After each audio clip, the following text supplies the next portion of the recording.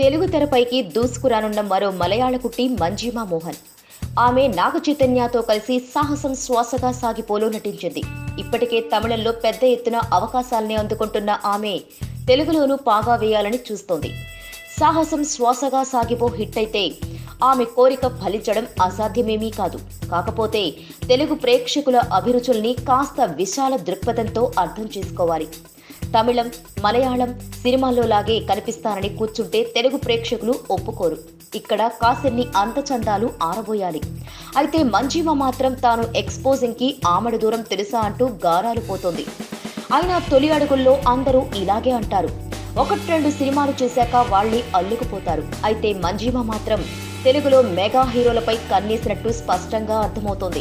Mega హీరోల సినిమాలు మలయాళంలోనూ బాగా విడుదలవుతుంటాయి. కాబట్టి ఆ అలవాటుతోనూ లేదంటే లెక్క ప్రకారమే జపిస్తుందో తెలియడం లేదు. కానీ తెలుగులో ఇష్టమైన హీరోలెవరని అడిగితే వెంటనే ఆ లిస్టు పెద్దగానే ఉందంటూ అల్లు అర్జున్, రామ్ చరణ్ పేర్లు చెప్పేసింది. వాళ్ళ సినిమాలు బాగా చూస్తుంటారని కూడా చెప్పింది మంజిమా.